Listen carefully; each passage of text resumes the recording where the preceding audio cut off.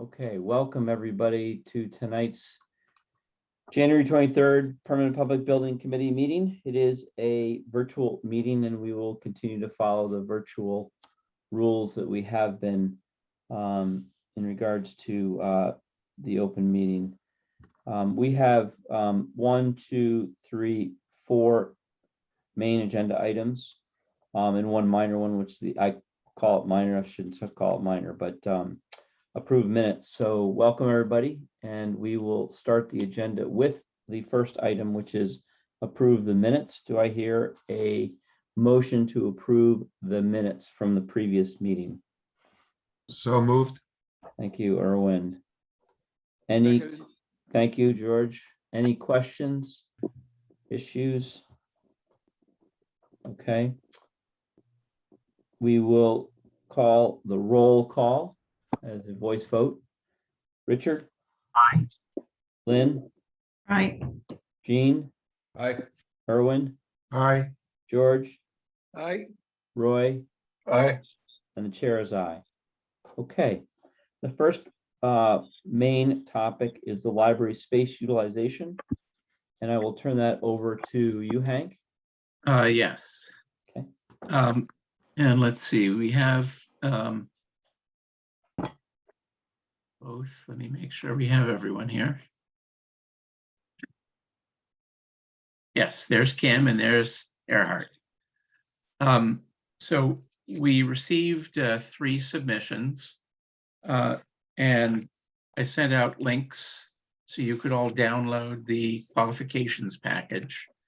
We reviewed those packages, reviewed references, and then had interviews last Friday with all 3 firms, and are making a recommendation that the ranking as per the sheet that I sent out would put Util as the first ranked, Perkins and Will as the second ranked, and LLB Architects as the third ranked. And I guess I'm going to, it was a lengthy discussion we had. All of the architectural firms seem to have great references. But after a lot of discussion, we came up with that ranking. And Kim or Earhart, I don't know if you want to chime in a little bit on the rationale behind that. Sure.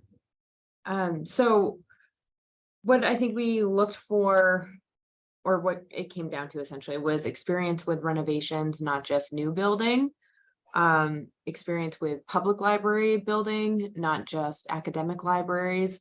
And UTL was really aligned with a lot of the values that the town and the trustees of the library and the library itself value. They're very committed to DEI within their organization and sustainability as well. They were very focused on that. And those are really important things that we think we need to be focused on as well. And they also, I think one of the big things we felt that we would get with UTL was more of a commitment to our project and our needs, particularly from the principal architects, versus the larger firm of Perkins and Will. And Earhart, I don't know if you want to say more or not. Yeah, I think you covered the main points there, Kim. We were impressed that the principal architect showed up for the walkthrough from UTL, and had really glowing references from Boston Public Library and the City of Boston folks that they have been working with closely on several municipal library studies and renovations in recent years. So they have a lot of experience with our specific type of need, which we thought was really, really helpful. We also thought that they would do a really nice job of being in the community, because that seemed to be something that came from their references and also the ways that they kind of presented their work and their approach. And so for all those reasons, we ranked them top. We also felt that Perkins and Will would do a fine job. And so that they became our second ranked choice. But there were a few ways that we thought UTL might be a bit of a stronger fit, which put them ahead. So the town has not worked with any of these three architects directly previously. And so it was interesting from that perspective. Also, all three architects proposed using the same cost estimator, Elena. And we noted that, or Ilana, had specific experience in library renovations, very similar to what we're looking at. And also UTL was able to list both MBE and WBE firms as part of their team to achieve the MBE, WBE participation. Maybe not in the first phase, but certainly in subsequent phases. Does anyone have any particular questions, concerns, comments from the committee? When I reviewed it, I actually had a slight reverse order. I still had Perkins in the middle, but I was curious really about LLB and what was what made that at the bottom for you? I think that while they have a lot of experience in very similar suburban town locations, and certainly have done other renovations, I think that we felt that the freshness of UTL and their inquisitive approach would really provoke further detailed discussion with the community and with the user group, with the user group trustees and staff. And as I said in the beginning, we felt as though any of the three firms would be qualified to do the work. So it was not an easy decision. I think Kim pointed out the key points as she that were articulated during our discussion.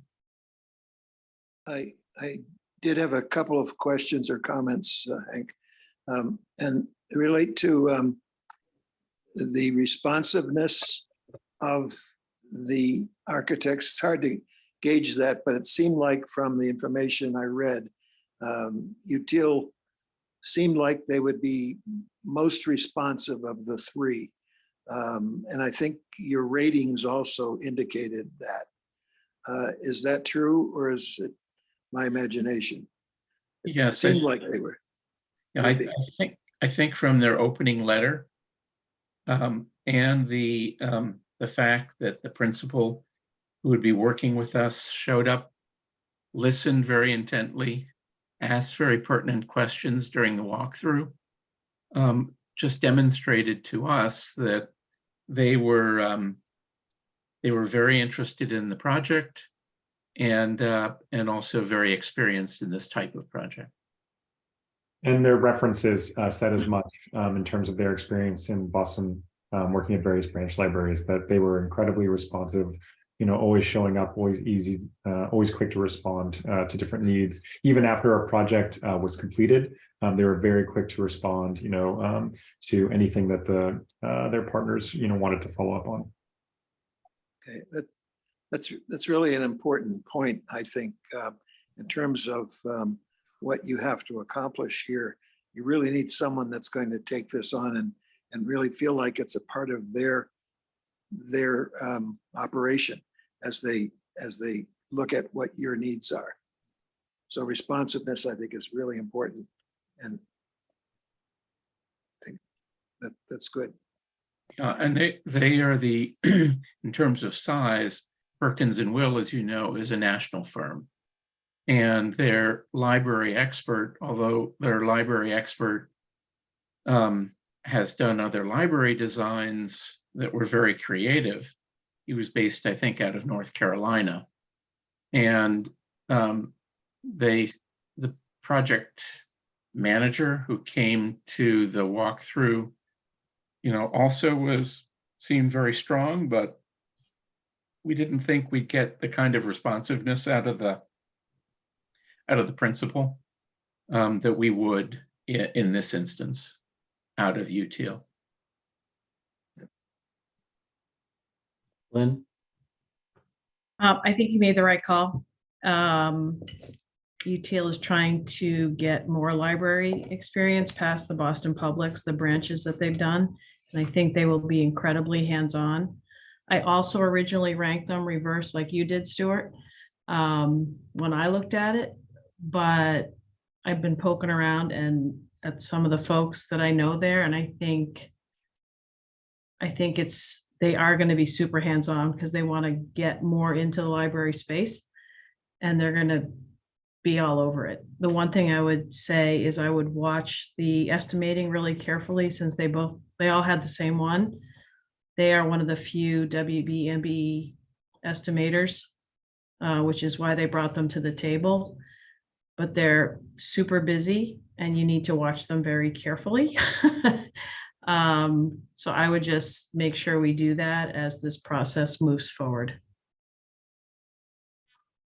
And Well, just we can also, if we have any questions about their estimate, we could hire our own estimator to do a not a complete estimate, but a review of theirs.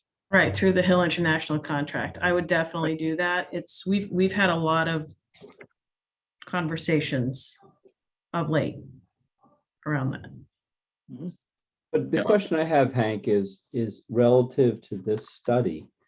Are we expecting to get a construction piece out of this? But the study is really going to reveal whether we need to do that or whether we can work within the confines of moving some things around. We're not going in with a pre-notion that, we're going to do construction, right? Well, we're not going to be doing any addition to the building, Right. but we may need to move interior walls. Yep. There may need to be some demolition. There may need to be some electrical and HVAC work done. And you may have to look at some structures to see whether or not there's any additional reinforcement in certain areas that need to take place. If you're gonna, you can't just put in interior walls, you got to tie it to something, and you may want to do that. We don't know that. You may move stacks, same thing, structure. Yep. Yeah, and I was just going to the point of the estimation is important, but it's such an order of magnitude that it would only set up a potential feasibility or a more legitimate aspect to that macro design, correct? Correct. So So I guess I'm just sort of saying, all these guys are doing construction. No, I'll take it offline. I'm good. yeah, we don't have quite frankly, we don't have the appropriation to bring on Hill and a full cost estimator as an Right, independent. right. We just want a very order of magnitude because we just have to get a sense of, is there an approach that the library wants to take and address some of what potential issues might be there and rework them. But I would think it'd be the post this study is where we really have to look into the estimation and a few other elements. So Yeah, I guess I'm just sort of taking a little bit of pressure off that estimation. We don't want a wild estimation. We certainly don't want to be not doing the right thing, but I just don't know if it's really a huge exercise, but I could be wrong. No, it's not. it's feasibility stage. I'm more concerned about the programmatic aspects and somebody being able to facilitate all different users and bring in the perspective of where sort of this world is going with libraries and the intention. And to me, that's more important because then that really puts on the table, if there is not a conducive environment to support where things need to go and there's enough desire in the town, that's when we go into the real meat and potatoes of design. But that's just my comment. No reason to debate that. Just a side comment. George, you still have your hand up? You Well, no, that was up from before. I'll take it down. okay, no problem. Anybody else? Hank?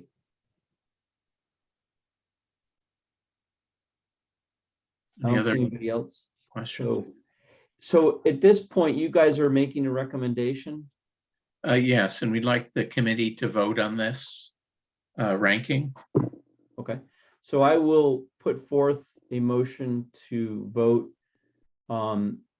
the selection of the library space utilization study with Util at the top rank as presented by the subcommittee. Do I hear a second?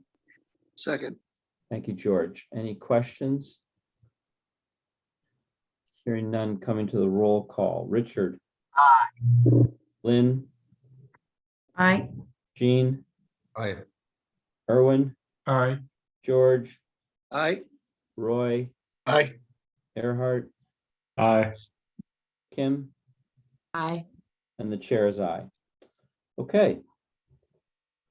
Thank you. Great.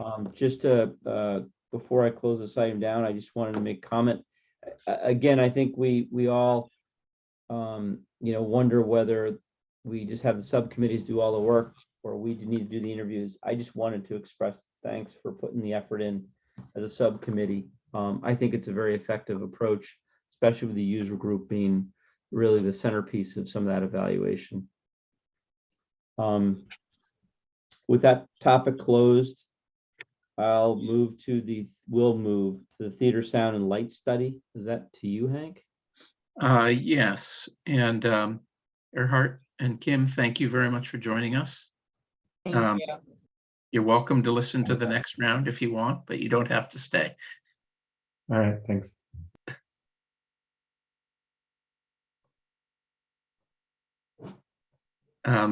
So I forwarded to everyone a preliminary report that Brandon put together. We've had a couple reviews along the way with the working group, and Leanne and Anne have been helping guide that process. Leanne has been wonderful in corralling all of the community groups as well as the student users and teachers within the community.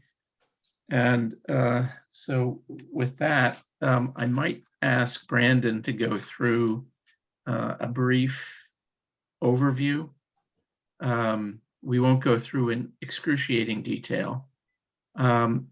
And hopefully members of the committee have had a chance to read through the document that was previously distributed. So Brandon, can I turn it over to you? Yeah, thanks, Hank, and good evening all. I'm going to pull it up so I can see it.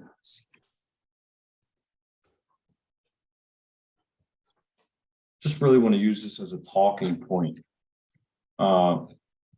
I'm happy. Well, let me share my screen in case we want to dive into anything.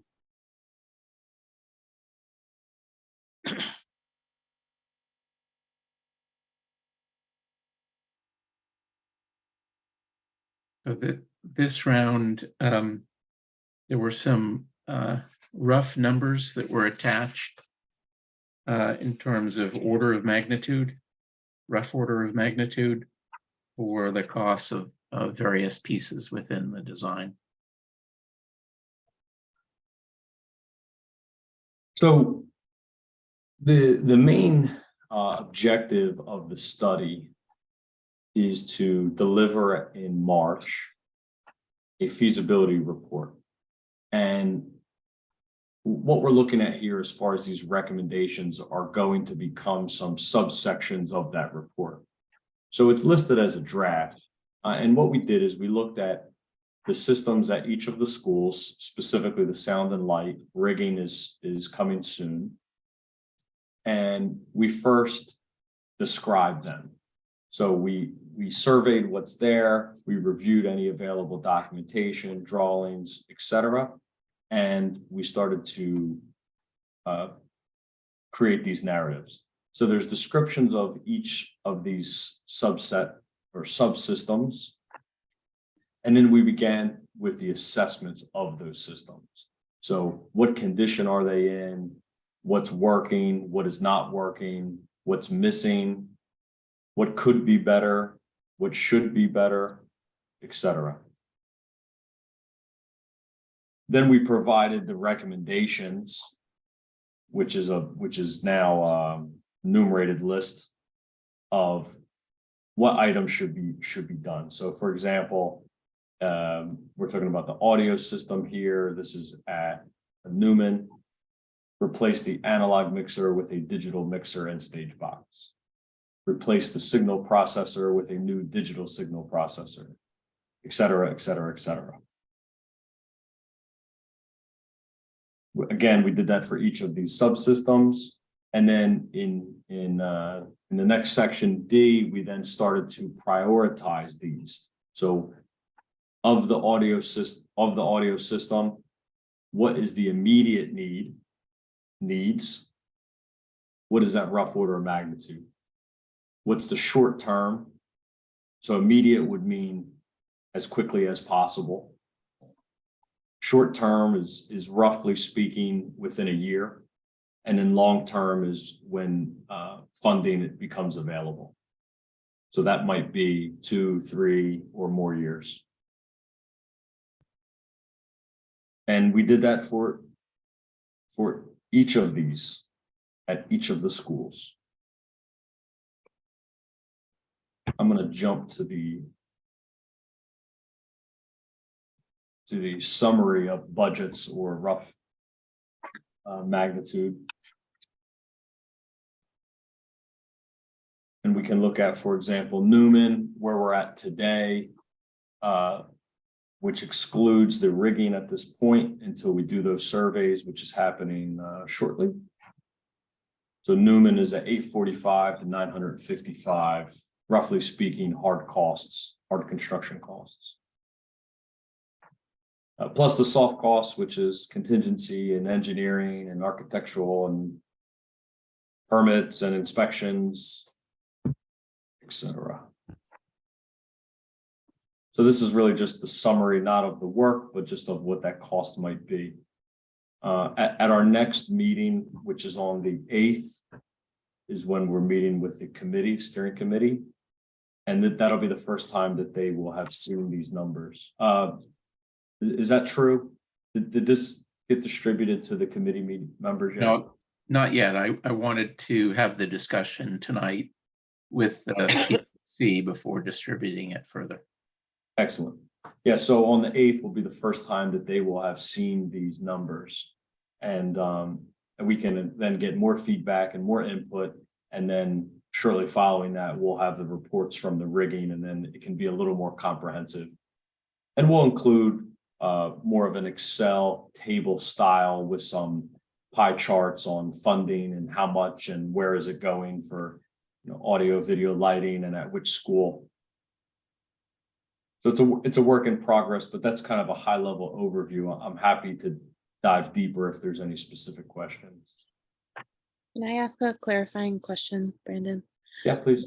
As you're breaking this out, can you just clarify for everyone, are the costs duplicated in each of these plans, or is it assuming, for example, at the Newman Audio, if we do the immediate needs, those items are not included in the short term or the long term? Yeah, excellent. Explain that. So the way that this adds up is that you first do the immediate needs. So if we look at, for example, Newman,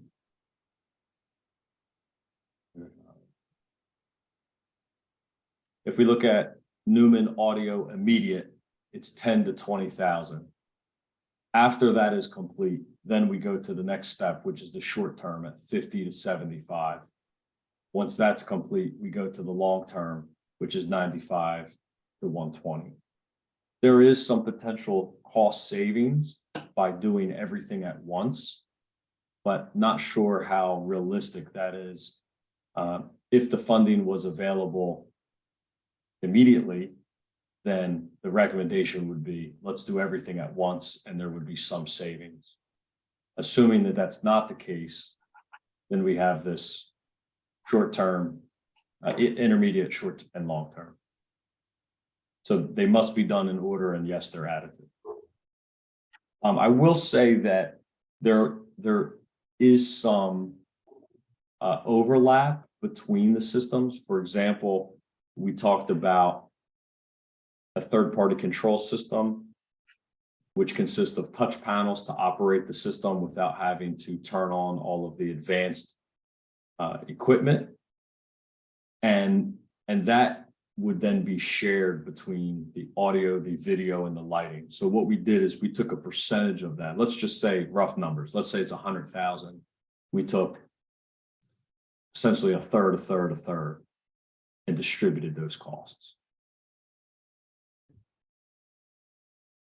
Similarly, for the power at Pollard and Needham, that isolated ground technical powers for the audio and the video. So that fee, that expense is then shared between those two. And the thought process is that when we add all of this up and we look at the total number, that number is complete based on the recommendation. And the rigging, from what you've seen so far, there will be costs associated both with the rigging and with the curtains, I'm assuming.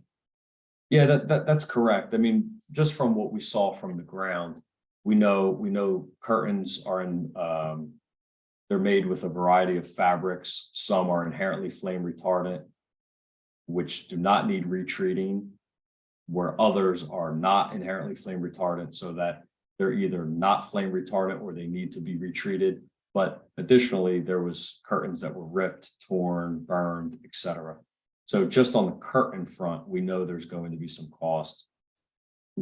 QShot does a ton of rigging safety inspections, and I don't think there has ever been an inspection where there has not been a safety issue.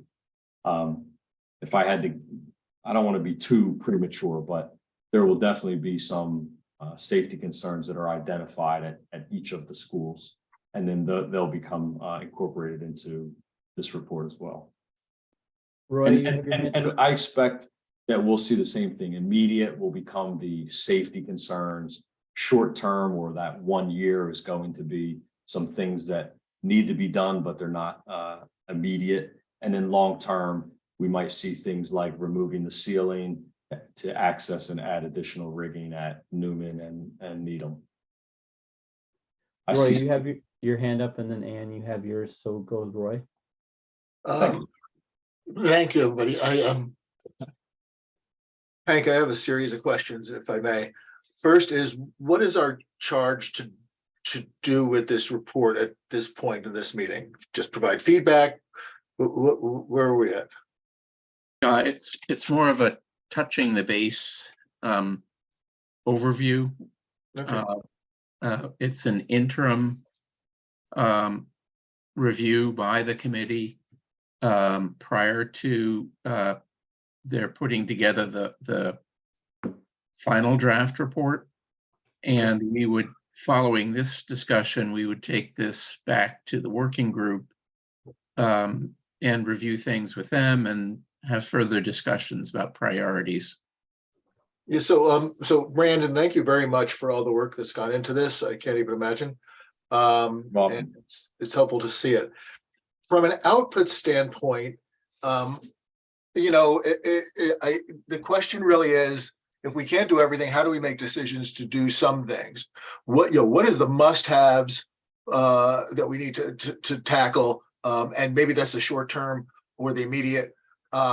Because the problem is, the way it represents to me, well, it's not really a problem, just it's my limited scope, is if I look at this report, I see $3 to $4 million as a needed cost, but in reality, we don't have to do all that, right? So how can the report be tiered to make a set of recommendations to say either to phase over time, or say, we must resolve these issues, there's safety issues, there are other issues, or we don't have any one place in the town that does this. We're using these spaces now, I guess, for some things and making them work. If we have to make a choice of where we spend $3 million, how do we decide that? It feels, just because this is my first time really paying attention to it, looking at it, it's like it feels like a big thing now. So if there's a way that the report could tier that, like if we did all the immediate stuff, how good are the spaces? And I'm not asking you to answer that question right now. Is short term good enough? So that's kind of what would be helpful in this report. And I think that to me, some kind of preamble in the beginning explaining the approach as well as not just the results, but the approach to doing it, how it was done, would be really helpful in framing what we do. So it would make it easier for me if I was asked to make a set of recommendations off of this. So that's my feedback. I don't know if that's helpful, but I appreciate you letting me say it. Yeah, it is helpful, and we will get there for sure. There'll be an executive summary in the beginning, and we'll describe more, and we'll walk this report will walk us through in a logical progression. What I think that we need to incorporate that you hit on is where to spend the funds and what is good enough. And those are both important questions. Just off the cuff here, initially, where to spend the funds, it's in order, but you bring up the point that, let's say the immediate and the short term are done at all three spaces, and there's an extra, let's say there's $1 million, I don't want to use the word extra, but let's say there's $1.5 million that can be allocated towards the sound and light project. It's where does it go?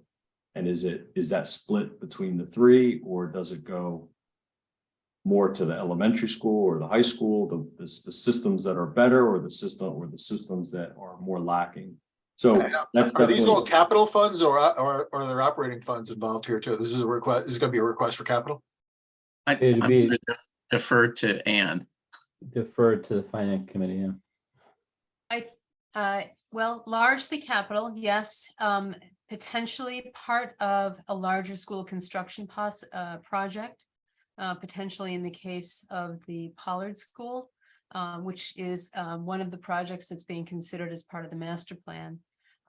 Some of the smaller, more immediate upgrades, especially if there are safety concerns or other things that, make the equipment inoperable, those might be done through potentially some operating funds or other one-time monies.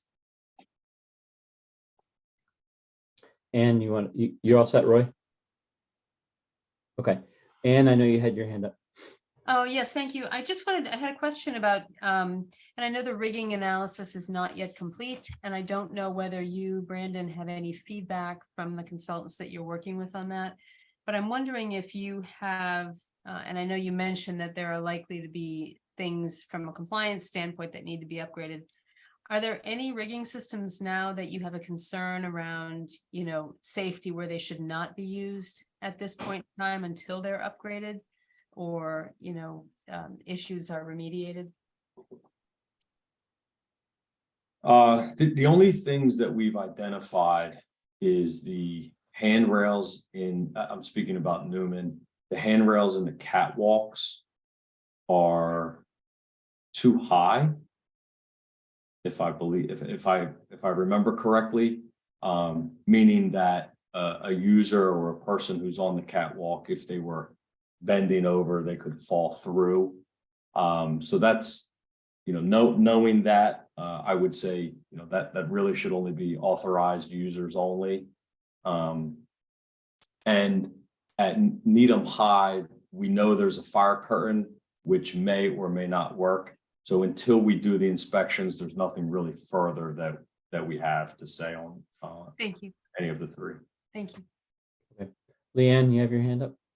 Yes, I just wanted to piggyback off of Roy's comment, and I think this will be important as we meet again in February with the committee. It would be helpful if the report could be framed in a way that's really digestible for someone who doesn't have technical expertise on these auditorium systems, so that, you know, we can use that to make decisions moving forward. And then this notion of, well, what is good enough for the auditoriums and what are we basing that off of? I know that's not really part of the scope, but if you could share some of your thinking around that, Brandon, I think that would be helpful, because that's come up in a couple of different conversations that I've been having with people. Like, are we basing it on, other school districts? Is there some sort of industry standard we're basing it on, or are we basing it on like our wishes or our desires? So what's the metric there, so that we have some criteria moving forward for how to make decisions? Thank you, Leanne. That's good. That's good input. Okay, George, and then Erwin. Yes. Knowing how our town operates and how we look at capital expenses in the future, I think it's going to be important to get any funding for this as we move forward, to identify what the real priorities are. If you say that one particular system has some safety issues, those obviously, I think, will get funded, and that needs to be identified and moved to the top of the list. I think that we need to look at this in terms of funding in different tiers. I don't think we're going to get, for a project like this, knowing all the things that have to be done in this town, I don't think we're going to get a lot of support for this if it isn't done in tiers. In other words, the first level of funding would be, let's say, the safety issues and the minimum required things that need to be done to make all the systems functional, not necessarily make them into, gold Cadillacs, but make them really functional so that they can all be operated. And then a second tier might be looking at what it would take to have a system in town to be the top of the line. In other words, where are most of the theater presentations made? I presume they're probably at Newman, but make that your number one operation, and say, let's make that the best it can be, and then we'll do what's necessary to the others in the future. But do it in tiers so that you have a first tier where no one's probably going to argue with money for funding for that first tier of projects that need to be done.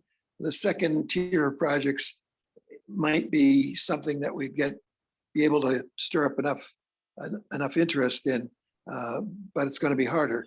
And doing the last tier of projects is probably the most difficult to get the funding for, considering all the funding that we need for a lot of other projects. So I'm kind of strategizing on how I think you need to frame this so that it can gain support for funding when it's needed. Thanks for that, George. I want to add something that I failed to mention because the way that it may come across currently is that, or it may be interpreted as, well, the immediate and the short term we probably need to do, but then the long term is not a need or a required, but would be nice to have. But that's also the biggest chunk of funds. So what we did start to do in some cases where it made sense was we took the long term and we broke it out into a base and an enhanced. And what that really means is base would be required and an enhanced is that bells and whistles on top. Nice to have. And yeah, a nice to have. And we certainly can describe in narrative form where the immediate funds bring us. For example, the immediate is going to be safety and functionality. So right now at Newman, we have a sound system that's not functional. So we need to spend money to get it safe and to get it operational. And then we'll describe the short term and we'll describe the long term, both based and enhanced, so that all readers, it's understandable to all readers. All set, George? Yeah, I think it's really important to think about how easy or difficult it's going to be to get the funding. And as I said, it needs to have the logic behind it. And the logic may be, listen, most of our high quality, demanding shows or performances are done at Newman. Let's make that the best it can be. And even before doing some of the other work at some of the other locations, if they're safety related or functionality related, then do them. But you know what I'm saying? I think you need to prioritize them, not necessarily into intermediate, short term, and long term, because you may do a long term at one of the locations and before a short term at another location, depending on the logic that you're using. So I think the strategy associated with how to package this together, I think, is going to be important in order for it to be approved by town meeting in the long run. Erwin? Thank you. Thank you for the report. I'm coming at this similar to what Roy was voicing and trying to kind of wrap my head around sort of the priorities and the sequencing. And I think it'd be helpful. I'm struggling with the short term and long term, because it seems that what might be long term now, at some point in time, it may become more immediate to do something. So, because we have equipment that might be wearing out, that might have a certain life expectancy. I don't know if it's possible to put some type of time frame that the short term should be addressed within a certain amount of time, or some of the long term items should be addressed in another time frame, sort of from a planning perspective, so we don't find ourselves by only doing the immediate and the short term 5 years from now. What was long term now might be a more critical piece of the whole process, and maybe would be worth addressing sooner than that 5-year lapse of time. I don't know if that's helpful, but that's sort of what I'm feeling might be something that would enhance how this is being presented. Yeah, the timeframes definitely would help that. One of the things that's perhaps difficult to convey in a report, which we'll attempt, in kind of the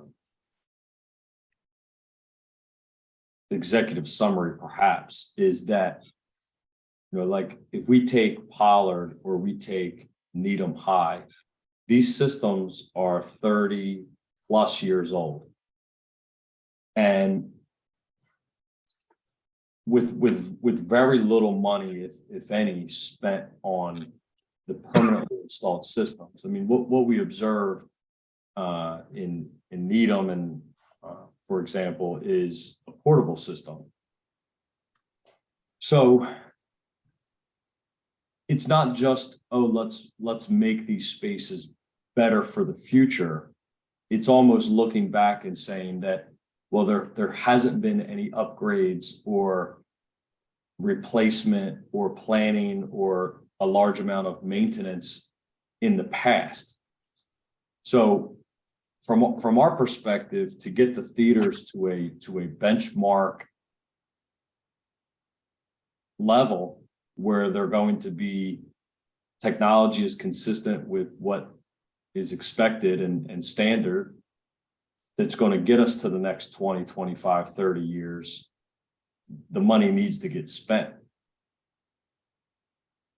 And it's not just a wish, but or a desire, but it's here's the cost to meet the objectives that everyone spoke about. How do we, then the next question, which is outside of the scope of this report, but how do we get the funding? How does Needham find the money to then allocate? And we want this report to help with that. So if anyone has any suggestions, all ears. Hank? Yeah, I think, Brandon, what I've heard through these discussions is that, yes, there's a lot of deferred maintenance.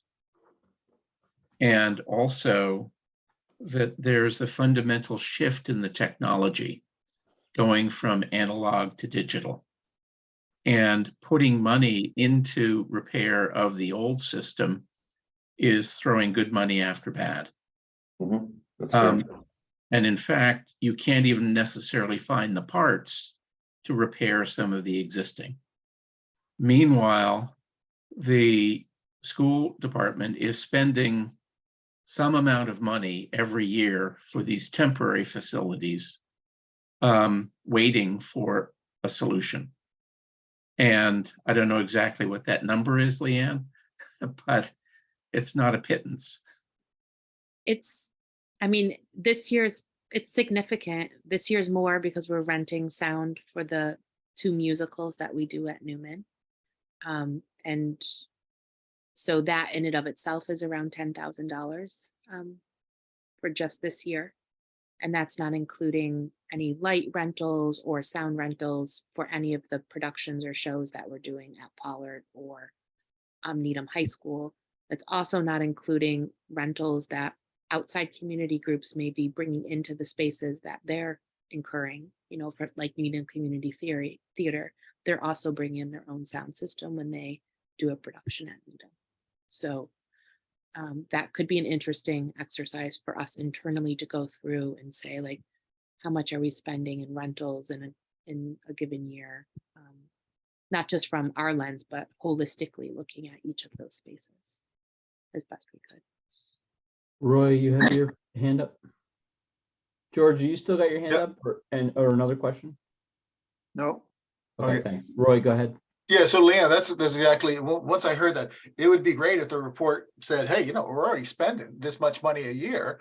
And this would, I want to be careful that it would really save money, but there might be labor costs, other things you're paying people, right? That really informs this report in a way that helps guide the decisions that'll come out of it. So I think that's really, really very smart. Would rentals potentially increase by putting these in? And I don't know, what the measure of that, because I'd like to look at the return on investment of doing this work. And that might be, so if we say, boy, we're spending, $30,000 a year in this one facility. And, if we put $100,000 into it, the payback on that is, 3 years. We can look at that. It doesn't mean it all works away. So I just think that would be really an interesting piece of the report. Great, thanks. Hank? And Yeah, we should probably wrap this up. Sure. In terms of rental income, I know that the town does not charge commercial rates for renting the spaces. The community theater does rent it, but they're not paying the same rate here as they would for a Broadway theater or downtown Boston. But there may be opportunities for contributions also toward some of these improvements that could come from the private sector. And there has been discussion about that. And in fact, this study, I think, was in part provoked by parents and friends of the theater who were prepared to begin fundraising, but those funds have to be raised and then donated to the town in order to be used within the system. They can't just be independently raised and independently spent. I don't know that we'll be able to get into that level of detail, Leanne, except to offer it up as a possibility. Yeah, I think in the performing arts community, not just the school-based groups, but the Needham-based groups, there's a really big desire to see something tangible come of this study. And I think that the community will rally in ways that it needs to help fundraise or support that endeavor. But I think the key objective of this study is the district and the town defining what are our visions for these spaces so that, you know, the communities can rally around that. I think that's important. So we're all working towards the same goals. Great. Anything else, Hank? That's it. Okay.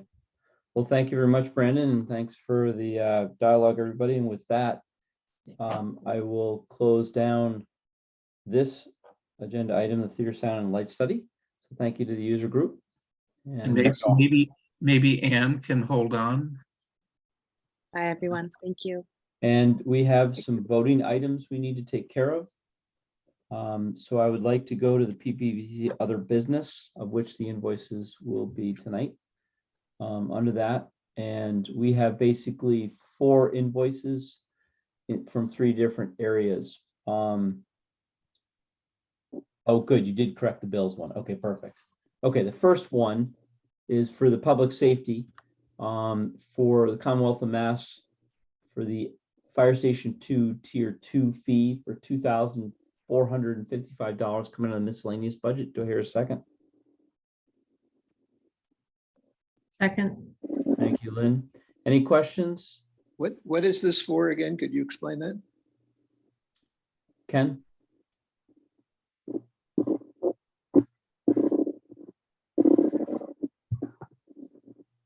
Sorry, I was muted. This is the, which one is, I'm sorry, which one is this? It's the Commonwealth of Mass DEP. Oh, we have Fire to Station fire, this is for the soils at Fire Station 2. This is fiscal year 22. They whack you going in, they whack you going out. So we had to pay a monitoring fee, quote unquote, monitoring fee for the final report. I see. And they don't bill till after the end of the fiscal year. Okay. So this is one of those, you know, they didn't monitor anything, but we have to pay them anyway. Exactly. Yep. Okay. All right.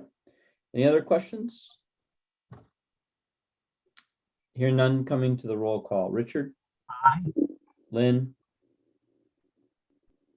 Aye. Jean? Aye. Erwin? Aye. George? Aye. Roy? Aye. I don't think we have any user group here. Nope. And the chair is aye. Okay, the next invoice is for the Emery Grover building. It's the LW bills for the fire alarm service call for $426.50 coming out of miscellaneous budget. Do I hear a second? Second. Thank you, Roy. Any questions? Hearing none, seeing none, coming to the roll call. Richard? Aye. Lynn? Aye. Jean? Aye. Erwin? Aye. George? Aye. Roy? Aye. And the chair is aye. Is Ann, are you representing Emery Grover? I am. Thank I you. vote aye as well. Thank you. Okay, coming to the RTU replacement study. There is an invoice for GGD Consulting Engineering for December 2022 services for $13,500 coming out of designer budget. Do I hear a second? Second. Second. Thank you, Erwin. Any questions? The only question I have is, are you the user group, Barry, on this one? Okay, great. Yes. All right, so, And also Anne. and Ann, thank you. Coming to the roll call, Richard. Aye. Lynn, Aye. Jean, Aye. Erwin, Aye. George, Aye. Roy, Aye. Ann, Aye. Barry, Aye. and the chair is aye. The last invoice is for the Cath Space Study for BH&A. It's a PSS, actually. For PSS number 1, commercial kitchen, $9,680 coming out of the architectural budget. Do I hear a second? Second. Thank you, Erwin. Any questions? That was Roy. Right. Oh, thank you. I saw some movement up above the camera versus the other one. All right, thank you. The only question I have is from a user group. Who's representing the user group? Barry is. Thank you. All right, coming to roll call. Richard, Aye. Lynn, Aye. Jean, Aye. Erwin, Aye. George, Aye. Roy, Aye. Barry, Aye. and the chair is aye. Those are all the invoices, Catherine, that I have. Yes, that's it. Okay, we'll close that down. Any other topics under the PBB seller business before I go to the next agenda item? Looks like none. Okay. The next item is the executive session. We are going to go into an executive session with, under the reason of the exception 3, potential litigation and collective bargaining, to discuss strategy with respect to collective bargaining or litigation if an open meeting may have a detrimental effect on the bargaining or litigation position of the public body, and the chair so declares, and not to return to open session prior to adjournment. And I believe that needs to be voted, Richard. Yes. Do I hear us? Do we second and then vote? Second. Do I hear a Second. second? Thank you, Second. George. With that, a roll call vote. Richard? Aye. Lynn? Aye. Jean? Aye. Erwin? Aye. George? Aye. Roy? Aye. And the chair is aye.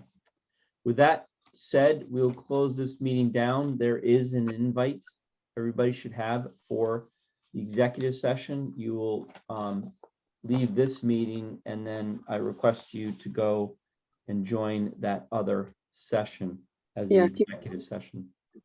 If you click on the blue join the meeting button, you should enter right away. So I will close this down and open the other one. Thanks.